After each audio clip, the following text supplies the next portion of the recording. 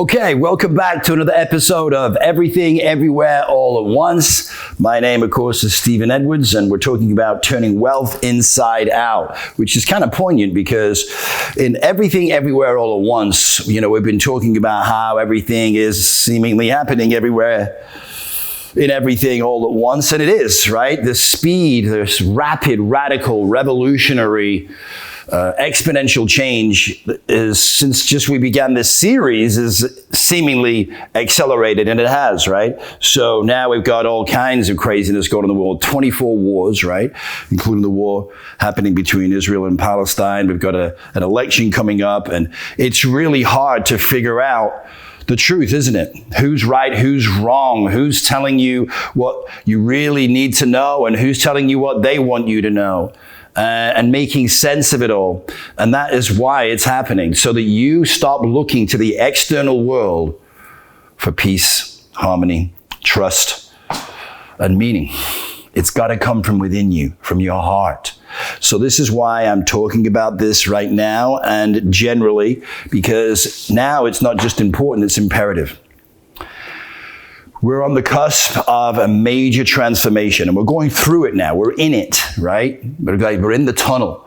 And how we choose to react, how we choose to be in this experience is going to determine whether we come out the other side, right? So we need to make the transition from our mind to our heart. So let me explain what I mean by that. I don't mean that you're never going to use your brain again, right? But the Yupik elders tell us that, this is the elders of, in Hawaii, the Yupik in Alaska, Yupik elders, right? There are a lot of cultures all over the world that say the same thing. We're just talking about the Yupik elders right now. And they say that we live in a reverse society, or the inside-out society. And that's why I say wealth is about, we're turning wealth inside out.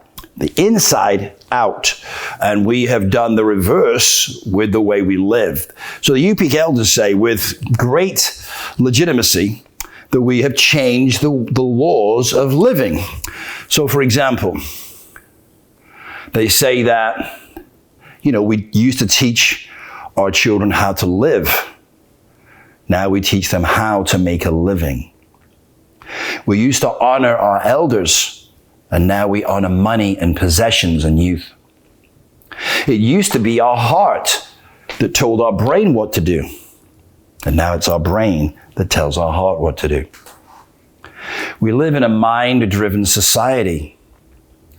It used to be that our brain was the assistant to our heart, helping our heart fulfill our heart's desires.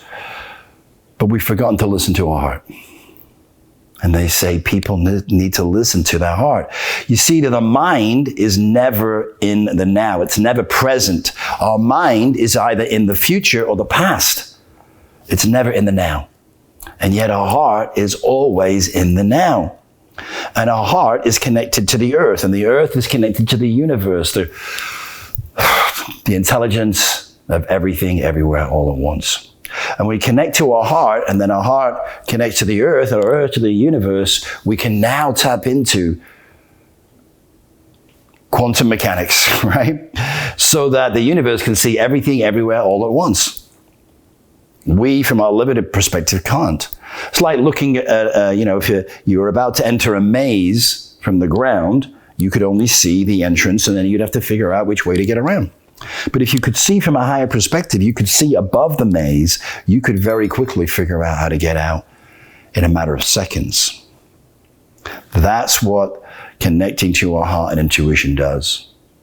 It gives us the ability to connect to the intelligence that can see everything from a higher perspective and give us that information instantaneously. And we don't even know why, right?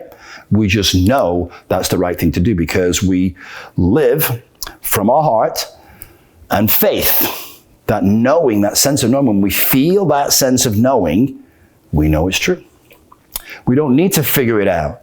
We don't need to use linear thinking that takes too long. We can only think 12 thoughts a second, depending on which scientific survey or study that you pick. But our heart can see things from everywhere and everything all at once. You get it? So the only way we're going to be able to keep up with this rapid, radical, revolutionary, and exponential change is to get out of our mind and into our heart and start to live the way we're supposed to live. See, all this technology is also here to free us, to give us the ability to connect to our heart and to connect up to our creative nature, which is in our heart. If you spell the word heart, you see the last three letters are art. Our art is in our heart. When we connect to our heart and we start to express our unique creative energy, we become a heartist. I know, it's crazy. So the golden secret is just simply living a life of meaning, a fulfilling life. Not a life to make money, but a life to fulfill our mission, our vision, and our purpose. That's living, not worrying about money, not having to worry about how we're going to put food on the table, compromising who we are to make money. So the mission is the outcome, the ultimate goal. This is what I'm here to do. Now, we can have an ultimate goal and an outcome for anything, our relationships, our marriage, our business, our health, our fitness. But we also want to have one for our life. What do you want your life to be about? This is your life. Used to be a TV show. This is your life. Make it your magnificent obsession and make it meaningful and worthwhile. What do you want to accomplish in this lifetime? The second thing, the V, is the vision. You got to see it. You got to map it out. We can an athlete can only perform a physical feat when they've seen themselves doing it. We have to see it first and then make it a physical reality. Just like, Tesla had a vision of creating, first of all, PayPal, did it, sold the business, and then had this vision of what he'd always wanted to do since he was a kid, which is go to Mars, as you do, right? And create a better world, as you do. And so he set about doing it, putting all his money into the business. Initially half of it, but they ended up putting it all on the line for his dream. And he almost lost it. They were going out of business, they'd run out of money, and they told him, Elon, if you don't let one of them die, you got to start feeding him, start giving him money. The only way one will survive. So he didn't make his decision from logic and reason or people advising him or for the external world. He made his decision from his heart. And he said to my children, I can't imagine trying to decide which one I'll feed, so I'll feed them both. And he did. Wasn't easy.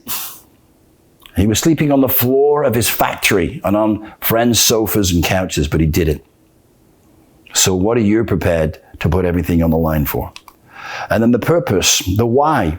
And you go through 7 layers of why. And I'll do this with you later on down the road, but I want you to understand the importance, the imperative nature of having a mission, vision, and purpose. Living from your heart so you're living free. And now with technology, as I'm going to show you in future episodes, we can demonetize, democratize, and decentralize everything, everywhere, all at once, and you can live life on your terms. So I invite you to continue watching as we continue to show you the steps, the path, the yellow brick road to us having a heart-centered life and a heart-centered world where we live in the present. I know this is going to happen when pigs fly, but just so you know, this is a recent photograph taken in space. They're on their way. The yellow brick road from the movie The Wizard of Oz, right? It's time to get on the yellow brick road. And the movie was all about the things I'm talking about. Where was Dorothy getting back to? Her home. Where's home? It's in the heart, right? We get back to our heart, follow the yellow brick road to our heart. And that means we've got to be courageous. We've got to dare to be wise, which is what saper ord means. The Greek phrase saper ord means dare to be wise. So I challenge you to saper ord, dare to be wise.